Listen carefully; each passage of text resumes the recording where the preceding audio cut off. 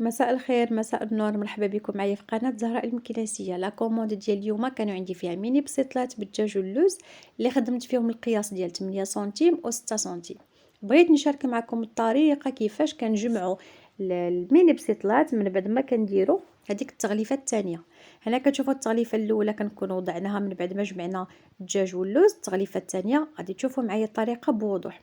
انا كنستعن بالبيض، ممكن ديروا الماء والدقيق، وانما البيض كيخليها محافظه حتى على الشكل ديالها في الفران، ما كتبوقش، ما حتى شي حاجه ما كتطرطق. لاحظوا معايا البلاصه اللي كندهن فيها البيض فيها كنوضع الورقه من بعد ما كنطويها. فاش كنطوي الورقه كنديرها في ديك البلاصه اللي درت فيها البيض باش كتلصق معايا الورقه، وكنمشي هكاياك دوره دوره كتجي محافظه على الشكل ديالها، كتجي ديك الورقه كامله لاصقه. هانتوما لاحظوا البلاصه اللي كندهن فيها البيض فيها كنوضع هذيك الثنيه. فاش كنطوي النصف كنقطع هذاك الفائض ديال الورقه، يعني دوك الزوايد باش ما يبقاوش اصلا معكليني في الخدمه.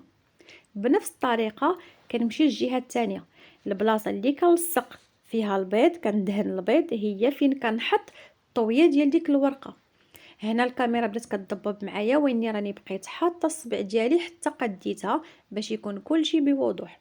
هانتوما البلاصه اللي كندهن فيها البيض هي فين كنوضع الثنيه ديال الورقه،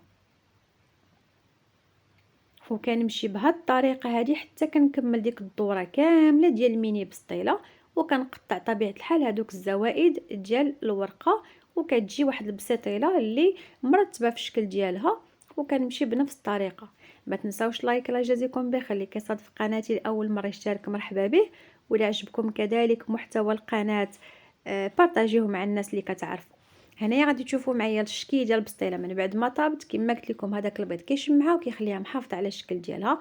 بالنسبه للطياب كطيب على عافيه مهيله بزاف، باش الورقه كطيب ليا من التحت ومن يعني من عفوا من على برا ومن الداخل، وكتجي مقرمشه. هذا هو الشكل ديال الميني بسطيله. كتجي باينه هذيك الطبقه ديال الدجاج واللوز. بين قوسين راني صورت لا فيديو فاش بغيت نخدم هاد لا كوموند، صورت لا فيديو بالمقادير بالطريقه، وغادي نعطيكم حتى الثمن باش بعتهم، الكميه اللي خدات ليا ديال الدجاج، البصله، اللوز، وكذلك حتى الورقه. فغير ما تنساوش تدعموا القناه. شكرا لكم بزاف بزاف. نلقاكم في فيديو اخر باذن الله، وكذلك طلبيه اخرى. في امان الله. سلام.